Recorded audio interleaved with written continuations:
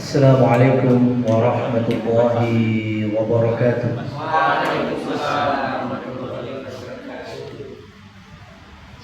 Innal hamdalillah nahmaduhu wa nasta'inuhu wa nastaghfiruh wa natubu ilayhi wa na'udzu billahi min shururi anfusina wa sayyiati a'malina. May yahdihillahu fala mudilla lahu wa may yudlil fala hadiya lahu. Asyhadu an la ilaha illallah wa asyhadu anna Muhammadan abduhu wa rasuluh. Amma ba'd. Baik teman-teman yang dirahmati Allah, setelah kita bersyukur kepada Allah serta salawat dan salam teruntuk Nabi kita Muhammad sallallahu alaihi wasallam, hari ini kita akan lanjutkan pembahasan fikih syarat sahnya salat. Dan sekali lagi teman-teman, bahwa ibadah itu ora angger, ya, nggak bisa ibadah itu semau kita. Hati-hati, ya.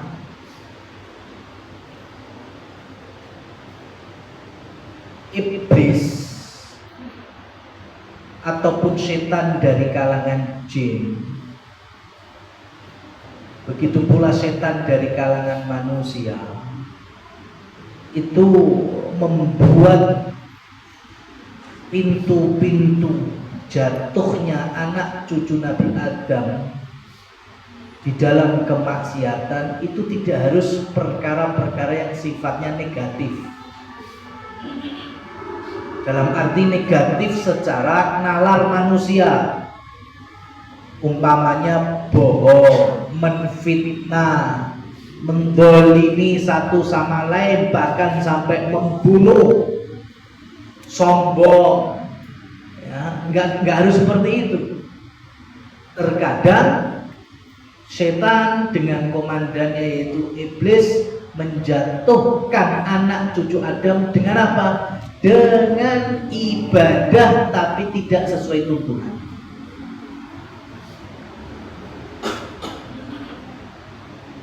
Dengan apa? Ibadah tapi sak penake dhewe. Nah, kalau teman-teman ini termasuk orang yang karakternya belum tahu, kemudian sama-sama belajar, kemudian dapat pencerahan, dapat ilmu, alhamdulillah, kemudian lanjutannya adalah mengamalkan atau merubah yang sebelumnya salah, itu nikmat besar, nikmat besar. Karena banyak orang yang karakternya itu salah tapi gak gelem diluruskan. Ujung-ujungnya sing penting kan apik, ibadah kuwi sing penting ikhlas.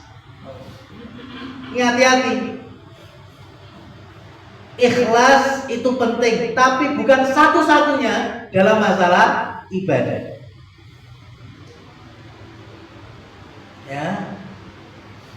Kenapa? Karena ibadah itu ada ramuannya. Dan yang meramu itu adalah syariat Nabi Muhammad SAW yang mengajarkan, difahami oleh para sahabat, diterangkan dan menjadi pendidikan Islam, pendidikan agama sampai hari ini. Nah sekarang kalau teman-teman ngekei barang material ke saya, enek bawang, brambang, wiyah,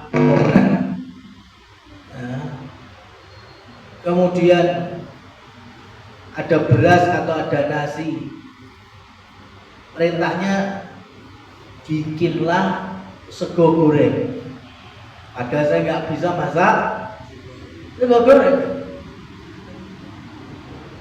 Akhirnya yes, jadi entah itu bisa disebut nasi goreng atau tidak, terus sampean coba, lah kok rasanya ora enak. Itu pun masak sego goreng. Sing penting kan wis tak lakon. Aku ikhlas. Sing penting kan ikhlas masak sego goreng. Bisa diterima? Enggak bisa diterima. Ya, jadi hati-hati, nggak bisa jangan menormalisasi dalam hal ibadah. Sing penting ikhlas. Ikhlas penting, tapi itu bukan satu-satunya. Harus ada poin-poin lain yang merujuk kepada Nabi kita Muhammad Sallallahu Alaihi Wasallam.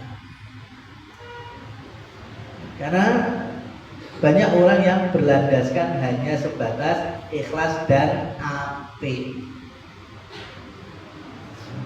Nah, ketika kita meluruskan amalan-amalan yang tidak pas, itu sebetulnya kita itu sayang. Kita punya perhatian, iman-iman. Sudah effort, sudah mengeluarkan apapun, bahkan mungkin juga sudah modal, tapi karena kurang ilmu, ya jatuhlah kepada amalan yang tidak dicontohkan. Baik, kita lanjutkan pembacaan dari syarat sahnya sholat. Ya, kemarin berakhir di menutup aurat ya. Ya mungkin bisa dibaca ulang yang kaitannya kemarin, yang terakhir kemarin ya. Monggo. Poin 63, syarat sholat berikutnya adalah menutup aurat dengan pakaian yang mubah. Terus sampai titik. Dan tidak menggambarkan warna kulitnya. Nah, kemarin kan sudah selesai tuh pakaian yang mubah, sehingga bagi laki-laki dilarang memakai pakaian yang berjenis sutra. Nah, berlanjut kepada pakaian juga yang memperlihatkan warna kulit. Apa ini keterangannya? Nah, ini insya Allah kalau yang jamaah putri saya husnudon aja, aman. Apalagi kalau pakai mukena, pakai rukuh itu insya Allah. Yang menjadi masalah adalah teman-teman muslimin laki-laki ketika sholat memakai kaos tapi hanya sebatas ya perut atau bawah perut dikit kaosnya, sehingga ketika rukuk berlanjut i'tidal dan habis itu adalah gerakan sujud, maka potensi kaosnya itu nilai sangat besar. Dan itu fakta di lapangan banyak. Yo lek sing ketok pur gegere ngono kae sing mending. Lek sansaya tambah ngisore geger, ya kan? Itu kan malah rada gilani. Nah, hati-hati. Ini berpotensi membatalkan sholat. Makanya kalau hari ini beberapa masjid atau musola memiliki program apa istilahnya baju koko atau rompi sholat, itu patut kita apresiasi. Tapi kembali lagi ke kita, ojo ngejip di masjid atau musola. Lek ngepasi sing enek sing digantung, lek ngepasi di laundry. Atau memang kita di masjid yang tidak ada fasilitas seperti itu, maka harusnya kita lebih beradab. Teman-teman yang dirahmati Allah, kalau pekan lalu kita menukil sedikit tentang halawah al-iman, manisnya iman, manisnya hidayah. Poin yang pertama adalah menjadikan Allah dan Rasulnya lebih kita cintai dari yang lainnya. Sekarang tadi enek sing gawe undangan nikah atau gimana, terus sampai dapat undangan, kira-kira nganggo klambi futsal atau klambi mancing? Ya, insya Allah pasti ada baju khusus, entah badian, entah ya seragaman, entah apa. itu undangan nikah. Ketemu ngantene urung mesti, kadang pun sampai ngarep kok. Ya. Ada undangan yang lainnya, ada undangan yang lainnya. Apalagi undangan yang sifatnya mungkin petinggi. Mungkin kita punya standar sendal jepitan ramah gitu. Sekarang kalau kita bisa mengambil pelajaran, yang memanggil kita adalah Allah Subhanahu wa Ta'ala. Mosok yo sampai naik dewi. Nah, ketika Allah berfirman, khudhu zinatakum inda kulli masjidin, ambillah setiap waktu sholat, maksudnya masjid di sini kalau sholatnya di masjid, zinatakum, pakaian terbaik. Ya, zina itu artinya pakaian yang terbaik, bukan mesti terbagus, bukan mesti terbaru, tetapi terbaik. Ya, yang kita merasa nyaman dengan syarat menutup aurat, ditambah mungkin dengan memakai minyak wangi. Nah, itu yang diinginkan oleh syariat. Jadi kita punya adab lebih kepada Allah Subhanahu wa Ta'ala dibandingkan adab-adab ke yang lain. Makanya kita sangat berterima kasih dan mendoakan istiqomah bagi teman-teman yang mungkin profesinya kostumnya siap kotor, siap mungkin bengkel atau yang sejenisnya, pertukangan, cuma ternyata dia telah membawa bekal pakaian khusus untuk digunakan sholat. Wah, itu Masya Allah. Berarti kan dia paham, saya pekerjaannya seperti ini, tapi saya punya kewajiban sholat. Wayai rolasa atau istirahat untuk sholat, dia ganti itu dengan pakaian yang lumrahnya untuk menghadap Allah Subhanahu wa Ta'ala. Meskipun nanti setelah itu ganti lagi kostum profesinya. Nah, itu Masya Allah.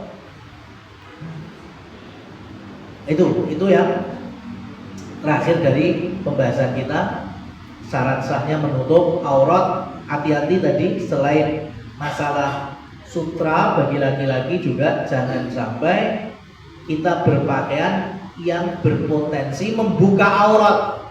Ya, itu terlihat kulitnya yang memang harusnya itu tertutup. Jadi contohnya pakai kaos oblong atau kaos yang bisa nilai. Nah, di sini ada dua kasus.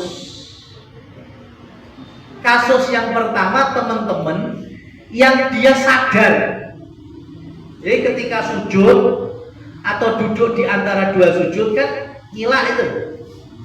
Jadi salah satu tangannya, anggaplah tangan kiri, wis ngomongin ini. Dia kan berarti sadar kan itu. Ya kan? Wah, kostumku ngilah. Makanya ditarik-tarik supaya bisa nutup anggota badan sholat. Maka orang yang seperti ini di dalam fikihnya sholatnya tidak batal, tapi dia makruh karena dia memiliki fokus lain daripada sholat. Kan fokusnya pecah itu, fokus sholat, bacaan sholat, berusaha khusyuk, tapi kan bek narik-narik kaosnya, dia jatuh ke makruh seperti ini. Tapi sholatnya nggak batal. Kenapa? Karena ada usaha untuk menutup aurat, meskipun ditarik-tarik memang. Yang kedua, dia sadar kalau kaosnya itu nyilak, tapi dia nggak berusaha. Apa mana yang ngisor kipas angin? Waduh, kok rodo malah tambah rodo semilir ya, malah dijarno wae tanpa ada usaha untuk nutup, maka sholatnya batal.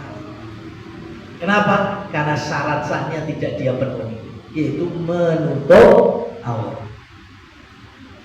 Ini tambahannya, hati-hati kalau hanya memakai pakaian atas yang terlalu pendek, sehingga ketika berpindah gerakan berpotensi terbuka sebagian aurat sholat. Baik, lanjut syarat berikutnya. Syarat lainnya adalah menghadap kiblat. Allah Ta'ala berfirman, dan dari mana saja kamu keluar atau datang, maka palingkanlah wajahmu ke arah Masjidil Haram.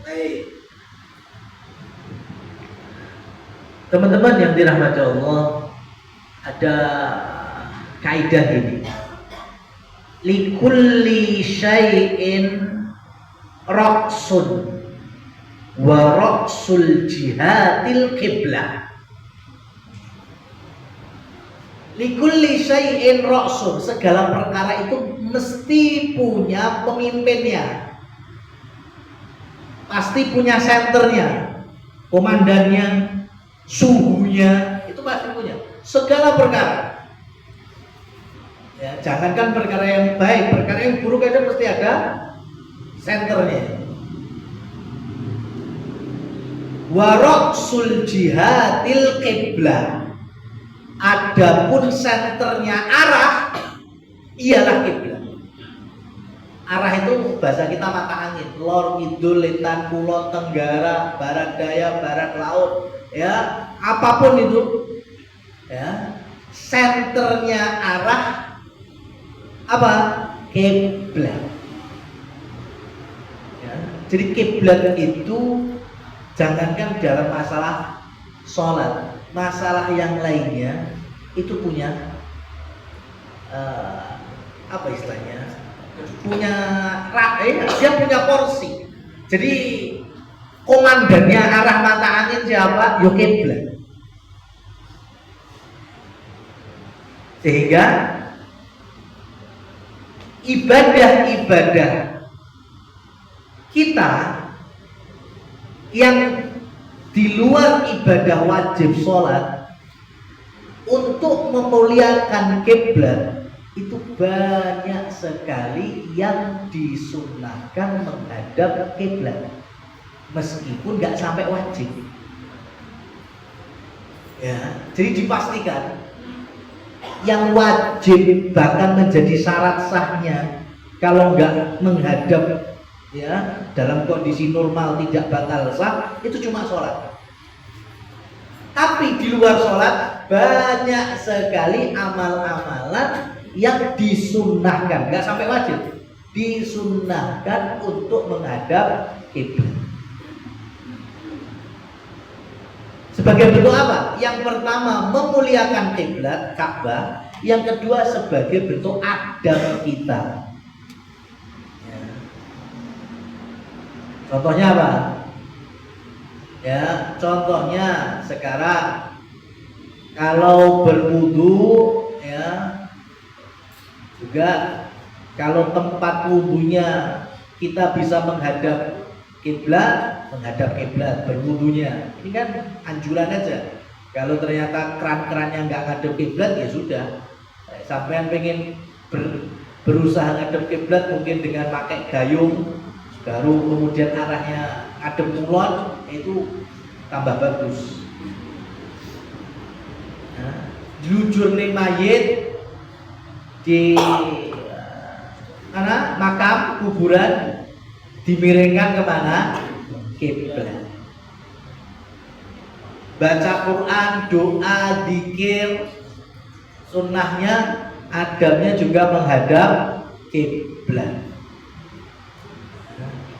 Apalagi tidur aja kalau pengen nyontoh tidurnya Nabi itu miring kanan dan posisi kita juga hadap kiblat. Berarti otomatis kasur apa ranjangnya kan mujure ngalor be idul. Kemudian orang yang tidur bertumpu pada sebelah kanan, otomatis kan ngadep kiblat. Itu nggak wajib, tapi ada anjuran. kajian, majelis ilmu itu juga baiknya menghadap kiblat. Masya Allah, ini. Jadi banyak sekali amalan-amalan soleh yang sifatnya tidak sampai wajib, tapi karena untuk memuliakan dan bentuk dari adabnya kita kepada kiblat Ka'bah, maka anjuran Rasul Shallallahu Alaihi Wasallam ya, meminta kita sebisa mungkin menghadap kiblat. Wa min haitsu kharajta fawalli wajhaka. Ya. Ketika Allah Subhanahu wa taala memerintahkan setelah adanya perubahan arah kiblat, syariat yang awalnya kiblatnya ke Baitul Maqdis, ya, kemudian Allah perintahkan fawalli wajhaka syatrul masjidil haram. Maka sekarang mengarah kepada Masjidil Haram, yaitu ke Ka'bah di Mekah. Itu syarat sahnya sholat berikutnya. Jadi kalau ada orang kok sholatnya nggak ngadep ngulon, kalau kita di sini otomatis batal. Normal ya, saya nggak ngomong ketika di atas kendaraan, ya, ketika mungkin sedang sakit, nggak ada orang bisa membantu ke arah kiblat, itu beda. Ini normal ya, normal. Bahkan terakhir bulan apa? Bulan saya terakhir umroh kemarin bulan. Ini bulan apa Mas? Oh Juli. Bulan Juli itu saya di Bandara Doha, Qatar. Itu di ruang tunggu ketemu sama orang Suriname. Ya. Jenenge Joko van der Sar.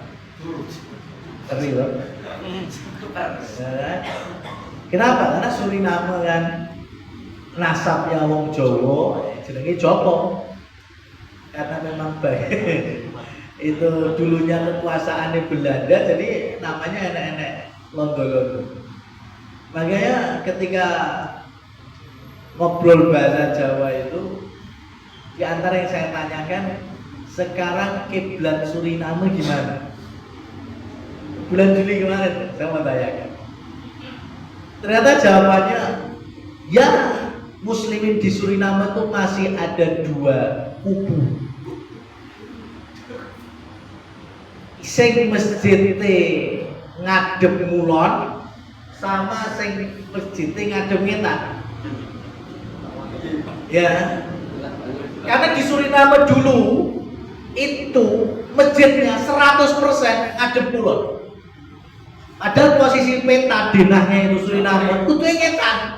Karena mereka Suriname itu di baratnya Ka'bah. Berarti kan harusnya ngadepnya ke timur. Tapi karena mereka adalah orang-orang dari Jawa, dikon kerja paksa di Suriname, ngerti ini musola neng Jawa ngadep mulon. Dan ternyata betul dua kubu itu katanya, sing ngadep mulon, mohon maaf, itu memang sepuh-sepuh, sing kolot-kolot, ngayal-ngayal. Ya aku mau, wis pokoknya penting kan sholat. Dia mbah-mbahku ngadep ngulon, juga bisa. Masjidnya ngadep ngulon. Nah, baru generasi-generasi berikutnya, apalagi yang sekarang mungkin sudah mulai banyak yang belajar kemana-mana, tahu sehingga masjid-masjid yang baru itu menghadap ke timur. Dan benar. Tapi jawabannya betul, masih ada dua kubu. Ya Allah. Kubu sing tetap madhep ngulon di Suriname, padahal bukan di Indonesia, di Suriname. Dan itu sama, sangat jelas kesalahannya. Dan mereka sudah gak punya argumen. Kenapa? Karena sudah banyak yang menasihati. Sekarang mau bikin Google Map juga sangat mudah. Mereka juga punya sinyal. Cuma sekali lagi, apa? Hawa nafsu. Hawa nafsu. Merasa kalau ya seperti ini yang diajarkan dulu bapak-bapak kami, nenek moyang kami. Ya, Nah, salah satu cobaan Nabi Muhammad SAW berdakwah di tengah-tengah orang musyrik Quraisy kan itu. Karena kami melihat ibadahnya ayah-ayah kami, nenek moyang kami seperti itu. Hari ini pun sama. Ya. Dan masih berhasil godaan setan dalam skema seperti ini. Baik. Lanjut Mas. Jika tidak mampu menghadap kiblat baik karena sakit ataupun lainnya, maka syarat ini gugur. Sebagaimana gugurnya semua kewajiban karena tidak mampu melakukannya. Nah, ini terjadi di beberapa kasus. Kasus yang pertama yang jelas, dulu saya pernah dapat kajian di LP Salatiga di penjara, lembaga pemasyarakatan. Itu salah satunya dulu ada saudara kita yang sebelumnya dipenjara di tempat yang khusus, bahkan gelap, ya, dan disitulah titik dia bisa balik untuk menjadi sosok muslim. Dengan apa? Dengan sholat. Terkadang dengan dia di penjara malah sadar, malah belum sholat. Saat itu penjara malah nanti sholat. Cuma kesadarannya itu punya masalah. Masalahnya apa? Sekarang kalau di penjara yang dia nggak tahu mana Lord Idul Etan Kulon, ya, dan ketika mungkin bertanya tidak dijawab oleh sipir, maka kondisi semacam ini membolehkan dia sholat ke arah mana saja yang diyakini itu arah kiblat. Nah, itu kasusnya kan berbeda, ini nggak normal ini. Tapi kalau normal silahkan. Sekarang mau pakai apa? Kalau kita naik kapal nyebrang, masya Allah, biasanya di dek-dek atas itu ada musola, ada masjid, bahkan ada kiblatnya. Kalau sing arah ngetan nanti berarti ada petunjuk kiblatnya, berarti mulon.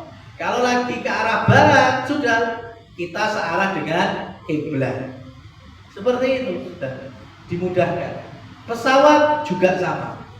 Pesawat-pesawat tertentu maksudnya. Pesawat seperti Saudi Airlines itu ada petunjuk arah kiblatnya. Jadi kalau kita berposisi menghadap arah kiblat mudah, maka kita akan menghadap arah kiblat.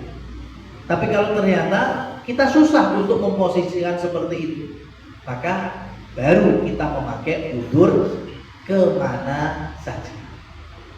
Contohnya kalau naik bis, aturan di Jakarta, yang Surabaya. Kalau di Jakarta kan enak, arahnya kan ngulon, berarti kan searah kiblat.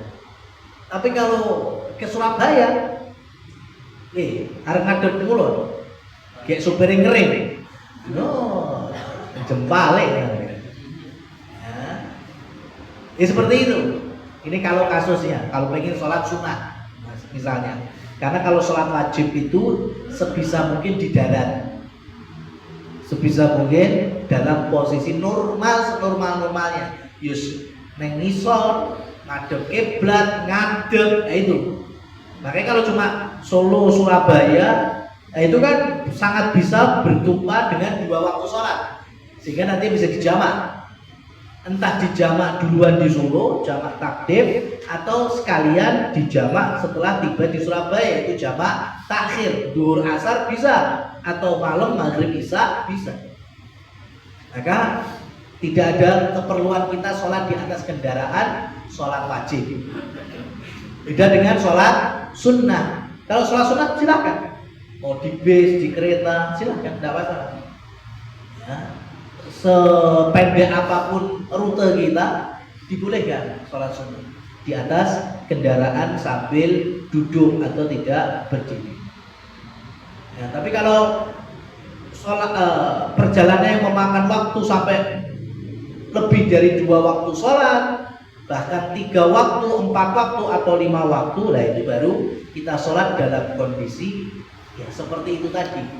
Kalau memang berudzur untuk duduk tanpa menghadap kiblat, ya itu keringanan yang Allah berikan kepada hamba-hambanya. Baik, lanjut. Nabi sholat sunnah dalam perjalanan di atas kendaraannya ke arah manapun kendaraannya itu menghadap. Nah tadi sholat sunnah, berarti di atas apa Rasul? Biasanya terkadang di atas untanya, terkadang di atas kudanya dalam perjalanan jihad.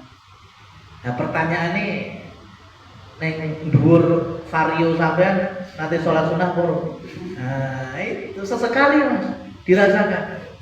Lek pengen ora dicap rodok gendeng, yo pas neng omah wae sih. Ya kan? Lek neng pinggir jalan mesti dikira sama setengah. Ya, enggak genep maksudnya. Tapi ini bagian dari perilaku Nabi Shallallahu Alaihi Wasallam dan beliau contohkan. Kecuali nek sampai memang punya jalan, nggak apa-apa itu bisa persis sama Rasul itu. Ya kan? Kalau punya unta, ya enggak apa-apa ya. Nah kita kan nggak punya unta, nggak punya kuda, tapi kan punya kendaraan. Makanya ngeri kalau sampai merasakan taksi di Arab itu ketemu sopir yang cukup baik ibadahnya, ngeri. Ya kan? Saya pernah habis sholat naik taksi. Terus apa namanya? Apa nih mas? Gas-gasannya itu kenceng. Ya, itu udah KM-nya itu 80-an sekian ya. Tapi orangnya kok setir. Oh ini. Enggak kosong. Ya kan? Waduh nanti kelihatan agak ini baru. Dan itu masuk. Habis selesai tak tanya, sholat apa sampai? Saya tadi belum ba'diyah duhur gitu. Saya sholat sunnah ba'diyah dulu. Ya Allah. Ya kan? Tapi ya, ini memang diperbolehkan. Sholat sunnah di atas kendaraan itu bagian dari perilaku Rasulullah Shallallahu Alaihi Wasallam.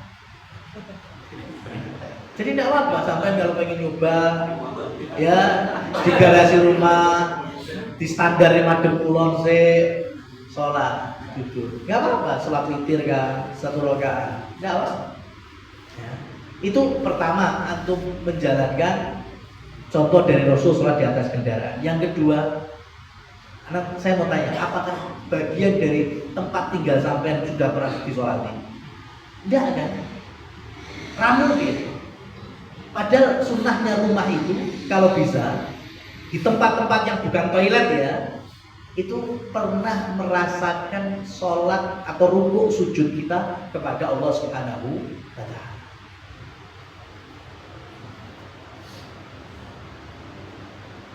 Makanya dulu itu ketika orang tua bangun rumah itu termasuk kami selaku anak-anaknya pengennya pokoknya duwe salatan dan kita nantinya bisa kumpul, bisa ngaji juz amma bareng gitu harapan.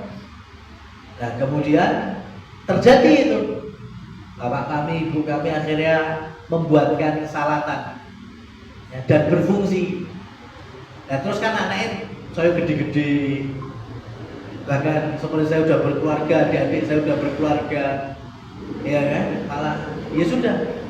Saya kemudian kalau pulang itu saya sampaikan ke adik-adik juga bahasanya salatannya nggak usah kita fungsikan, ya kan, nggak usah kita fungsikan lagi. Kalau dulu di masa kecil-kecil kita, ya kita dibina, dibimbing selasanya di tempat ini. Sekarang biarlah ini kalau orang tua kita masih gunakan untuk sholat sunnah, tahajud, tapi kita selaku anak-anaknya nggak usah sholat di sini. Kalau kita bisa pulang, ya kita gunakan rumahnya orang tua kita ini di sudut manapun kita sholat sunnah di sana. Ini sebagai sholat duha, yo, sebagai ruang tamu. Ya, yang di ruang belakang, ya dapur kalau habis dirapikan, dibersihkan, dipel, nggak apa buat sholat sunnah. Supaya apa? Supaya rumah itu dapat keberkahan. Dan dulu para sahabat seperti itu. Sahabat dulu terkadang mengundang Rasul Shallallahu Alaihi Wasallam hanya supaya Rasul sholat di tempat, di rumah. Itu Pak. Rasul mampir. Apa? Saya pengen engkau berdoa di dalam. Itu Pak. Ya. Nah sekarang kalau rumah teman-teman sini mungkin ada garasi dan kemungkinan garasi orang bakal bendino disapu di bel, ya otomatis lebih banyak bentuk ya. Apalagi potensi pengen sholat di garasi, ya kan? Orang macam-macam lah. Nah, maka solusi bisa sholat di garasi di mana? Ini yang dua bit vario sampai. Ya, itu bisa. Kan nggak perlu gelar sejadah ya kan? Silakan dengan duduk posisi seperti kita berkendara, sholat sunnah. Kalau siang hari berarti kan minimal 2 rakaat, kalau malam hari berarti minimal 1 rakaat. Ya, sebagaimana sholat witir. Cobalah seperti itu. Nanti kalau ternyata anak-anak yang penasaran, nah di sini baru mengajar ya. Ini sholat sunnah bukan sholat wajib. Ya. Dan kalau bisa kalian pun menghidupkan sholat-sholat sunnahnya di rumah-rumah, di segala sisi-sisi rumah itu, supaya mendapatkan keberkahan dari Allah Subhanahu wa Ta'ala. Baik, lanjut. Syarat sholat berikutnya adalah niat. Nah, niat, ya. Niat sebagaimana penjelasan Imam An-Nawawi rahimahullah, an-niyatu mahalluhal qalbu. Niat itu tempatnya di hati. Ya, niat itu tempatnya di hati. Makanya kalau teman-teman buka Bukhari, Muslim, Tirmidzi, Abu Dawud, Ibnu Majah, Nasai, 6 ahli hadis tidak ada yang meriwayatkan lafal niat. Karena memang niat itu tidak punya lafal niat. Lafal itu muncul dari beberapa ulama yang datang setelahnya dengan tujuan untuk berikrar, bukan melazimkan untuk diucapkan. Jadi mungkin ketika kita ini lagi galau, ketika kita ini sedang kemerungsung, ketika kita sedang nggak stabil jiwanya, kemudian sholat, supaya kita betul-betul dalam kondisi pengen menghadap Allah sholat, pada lagi stres tadi, maka kemudian diikrarkan, bukan kemudian dimasukkan sholat ke orang nawa itu jadi batal. Nah ini salah, karena hakikatnya niat itu di dalam hati, bukan diucapkan. Kalau diucapkan itu namanya ucapan, bukan niat. Niat itu di sini, ya. Niat mulai nikah kapan? Loh kan? Itu di sini. Baru nanti diucapkan, nah itu jadilah akad nikah, bukan niat nikah lagi. Niatnya mungkin udah setahun yang lalu, 2 tahun yang lalu. Sholat juga sama.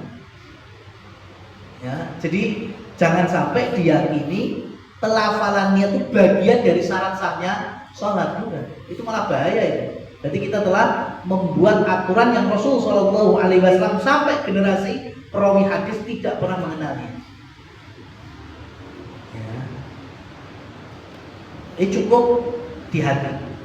Apalagi kalau kita sudah berjalan ke masjid di waktu sholat, itu udah jelas niatnya masuk.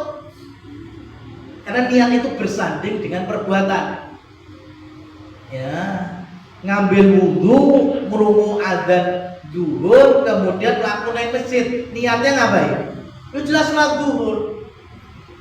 Masa harus boleh bakul cilok somai nang masjid kan? Itu enggak. Wudhu sih. Baradan, masjid-masjid, neng di tunggu somai, pasti sholat, Kok ternyata di luar masjidnya ada bakul somai, baru pengen jajan. Nah itu berarti kan niat berikutnya. Niat awalnya mesti pengen sholat ya. Jadi sekali lagi, niat itu sebagaimana Imam Asy-Syafi'i menjelaskan, tempatnya di hati, bukan di ucapan ya. Lanjut sampai titik dulu. Sah sholat di semua tempat kecuali tempat yang najis, hasil rampasan, kuburan, kakus, kandang atau tempat meregunya unta. Baik. Tak jelaskan yang paling nggak ada di kita ya, nggak relate ya di Indonesia. Pembatal wudhu sama tidak sahnya sholat berkaitan dengan unta itu ada. Hikmahnya apa? Wallahu a'lam bishawab. Pembatal wudhu yang nggak relate di kita adalah makan daging unta, itu batal untuk kita. Makan roket chicken enggak membatalkan wudhu. Ya, makan tadi somai batagor enggak membatalkan wudhu. Tapi makan daging unta batalkan. Daging kambing enggak, cuma daging unta. Loh kenapa? Wallahu a'lam. Rasul sudah mengatakan demikian. Ya, tawaddu fa inna luhumal ibil tubtil. Berwudulah kalian karena daging unta itu membatalkan wudu kalian. Aukar lagi. Itu peringatan dari Rasul. Tapi ketika sahabat makan daging kambing atau domba, Rasul nggak mengatakan demikian. Ya. Hikmahnya sampai hari ini nggak ada yang tahu. Tapi itulah syariat. Begitu pula sholat di tempat di situ ada untanya, entah kandang unta, tempat biasa unta berderung, atau unta mungkin dikalar, kita dilarang sholat di situ. Berbeda dengan daerah yang mungkin nanti tinggoni kambing, domba. Contohnya lapangan, domba merumput di situ, boleh nggak sholat di situ? Boleh. Tapi kalau unta merumput, nah kita cari tempat. Nah, ini kan nggak relate ya di kita, cuma ya saya sampaikan karena ini bagian dari fikih. Nah yang lainnya itu relate baru. Nggak boleh kita melaksanakan sholat tadi di kakus, dan di toilet, ya. Terus gimana mas tadi? Hasil rampasan. Nah, harta hasil rampasan atau sengketa. Nah ini penting sekali.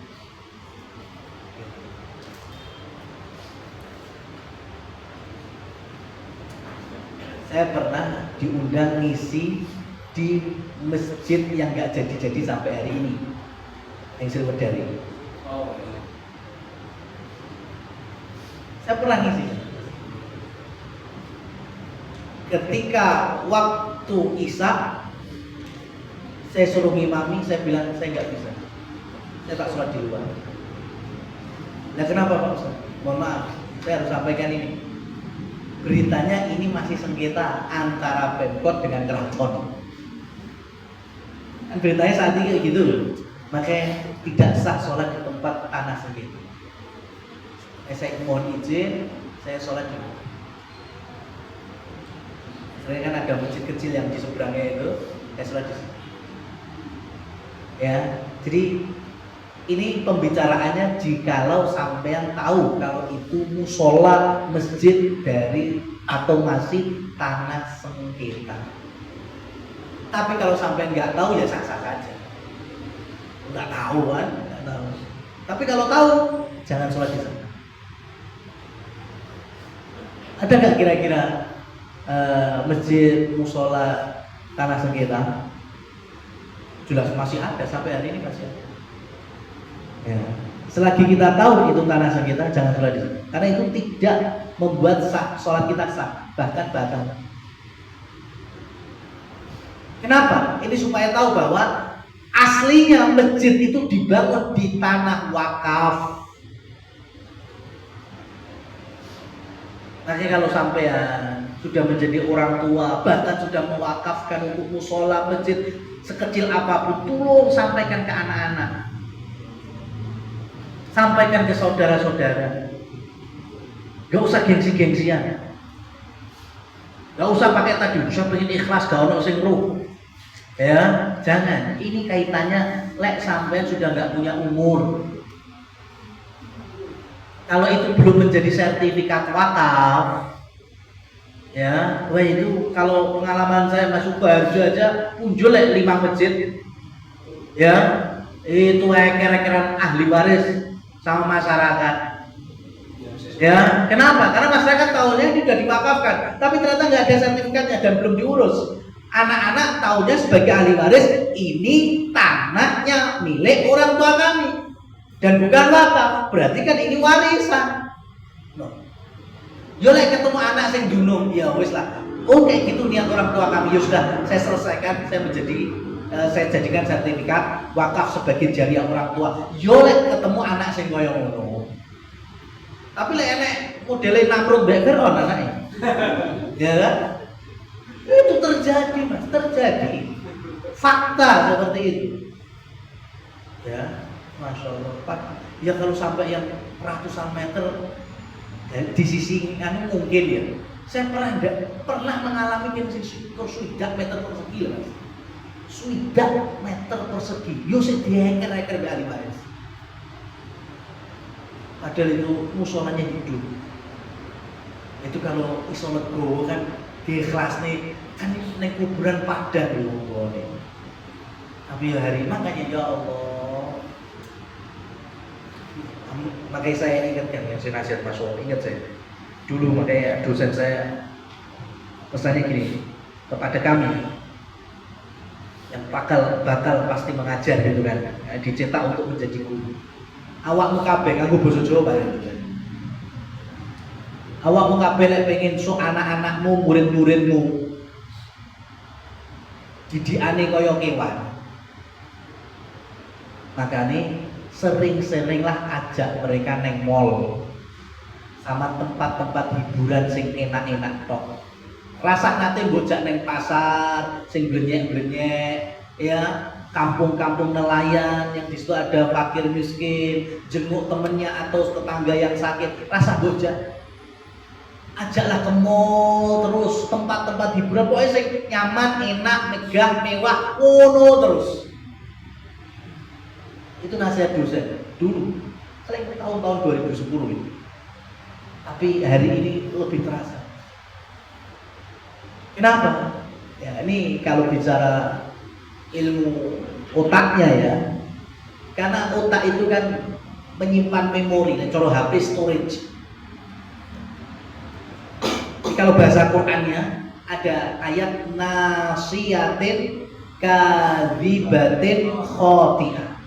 Nasiyah itu kalau diterjemahkan cuma ubul-ubul. Nasiyah itu tempatnya di sini.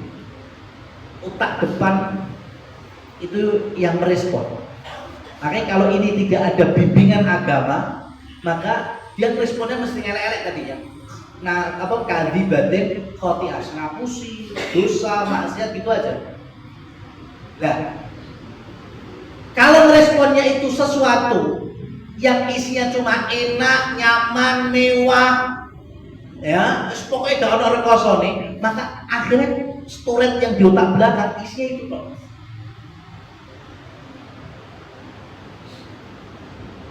Dan yang cuma golek enak itu siapa? Binatang. Binatang itu mangan, kawin, itu udah gak ada. Pitik-pitik kumpul rapat ki token listrik muni piye, gak ada. Ceritanya, ya kan? Ya. Cuma enaknya itu binatang. Manusia itu kalau pengen hidup stabil, bukan berarti nggak boleh ngajak anak-anak main, bukan. Ini porsinya beda. Jadi cuma dikenalkan hal-hal yang enak toh. Gak ada belennya. Terkadang ajak neng mall, ajak yang neng perkampungan kumuh. Jadi memori bocah itu seimbang. Enek susah, enek gembira, ada perjuangan, ada kebahagiaan, kayak gitu. Orang sehingga apa? Gak punya daya juang. Sampai nggak ngalami kan? Kami di pesantren itu salah satu peraturan nih, itu kan nggak bawa HP. Dan ketika untuk menghubungi orang tuanya, fasilitasnya dikasih HP merek Apple. Bukan Apple, bukan. Apple. Sing 112.000 lho. Sing masih pakainya keyboard 3 tombol. Arep nulis C berarti kutuk C. Oh. Ya kan? Seperti itu. Baterainya rong sasi soal kuat nih. Itu 2 tahun yang lalu santri-santri itu ketika pengen hubungin orang tuanya SMS, kan nggak ada WA ya, SMS sama telepon harus diajari dulu kalau menggunakan gini. Kalau ngetiknya gini, harus ngetik ayah berarti ketik A pisan, Y berarti kan pisan, tapi H kan berapa ya? 2 ketikan begitu. Atau kayak gitu kan, tahu lah teman-teman semua yang diri kan masih mengalami hal seperti itu. Tahun ini kebijakan pesantren tidak bisa lagi melanjutkan pakai HP. Minimal tetap Android tapi sing elek-elek Android. Kenapa? Karena tahun ini itu ketika pembinanya ngajari, namanya ngajari kan. Ini ping telung susah. Itu anak zaman sekarang itu dikasih kesusahan sedikit dilempar HP. Susah. Gak ada effort juangnya enggak. Kenapa? Itu tadi. Karena terkadang kesalahan dari rumah ya, cuma dia itu cuma yang enak-enak. Apalagi sosial media. Oh, sini kok hedon enak. Ya, enggak petek laku yang edukasi ya, sin perjuangan, yang ngasah otak, ada cuma yang itu. Responnya enak, mewah, ya, akeh, gitu. Makanya ada istilah dalam pendidikan dan ilmu psikologi ini brain rot, otaknya bosok. Kenapa? Ya itu tadi, karena nggak bisa difungsikan untuk dalam hal berjuang, mikir. Kenapa? Abot tidak diselehno kayak gitu. Ya, itu makanya nggak apa-apa, kenalkan perjuangan. Kasih tahu anak-anak kalau jenengan punya amal ibadah, sampaikan supaya nanti berlanjut ke anak cucu. Ya, berlanjut. Supaya kita pun dapat warisan pahala, mereka pun memulai hal sama dan bisa diturunkan ke generasi berikutnya. Nah, tapi hari ini itu tadi. Makanya bukan kita nyumpain orang tua ya. Terkadang saya ke bapak saya bilang, ayo pak, jenengan itu teman akrabnya mana saja, ajak saya ke sana. Ya, ajak. Kalau saya punya kesempatan tak setini, tidak apa-apa. Kenapa? Karena itu nanti kita yang melanjutkan. Ya kan, kalau orang tua nggak ada, kita akan menyambung ya hubungan itu dengan mereka. Seperti itu. Nah, hari ini kan kebalikannya. Sudah, ya kan? Sing takziah itu masya Allah, wis ya nganggo teken kabeh ya.